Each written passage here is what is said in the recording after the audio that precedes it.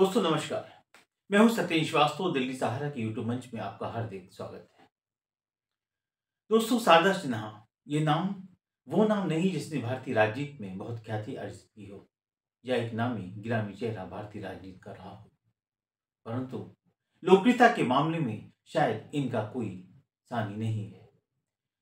शारदा सिन्हा वो नाम है जो बिहार की स्वर कोकिला कही जाने वाली मशहूर लोक गायिका है, जिन्होंने करोड़ों छठ प्रेमियों के दिलों पर राज किया। लेकिन 72 वर्ष की आयु में पिछले 6 वर्षों से कैंसर से पीड़ित होने के बावजूद उन्होंने कभी भी हिंदुस्तान के छठ प्रेमियों को इस बात का एहसास नहीं कराया कि वो कैंसर से पीड़ित हैं। लेकिन 5 नवंबर को इस बीमारी से लड़ते लड़ते दिल्ली के एम्स हॉस्पिटल में उन्होंने अंतिम सांस ली। दोस्तों, ये ऐसा मौका था कि जब सब कुछ चाहने के बावजूद भी यहाँ पर कोई कुछ नहीं कर पाया। यहाँ पर एक बात जानना बहुत जरूरी है कि मात्र 45 दिन पहले उनके पति की भी मौत हो चुकी थी। अब सवाल इस बात का है कि अपना पूरा जीवन उन्होंने छठ प्रेमियों को दिया, छठी मैया के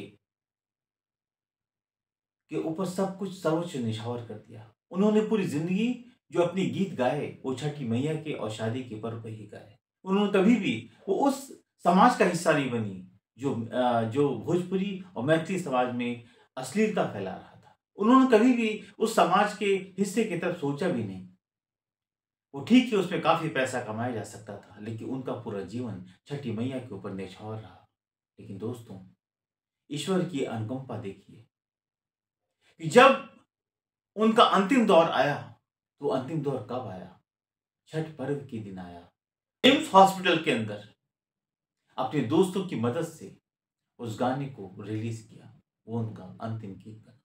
और पहली बार दोस्तों, मैं आपको कहूंगा, पहली बार उन्होंने छठी मैया से अब नहीं चाहिए या उसकी इच्छा उनकी खत्म हो चुकी थी और उसको उन्होंने इसीलिए एम्स में हॉस्पिटलाइज होने के बावजूद अपने बच्चे से कहा कि इस गाने को रिलीज करो, और उसने किसी तरह इस गाने को रिलीज किया। उसकी जो लाइनें हैं हम आप तक पहुंचाने की कोशिश करेंगे ऑडियो के जरिए, जिससे कि आपको समझ में आए और शायद यही दिल्ली सहारा परिवार की उनको श्रद्धांजलि होगी।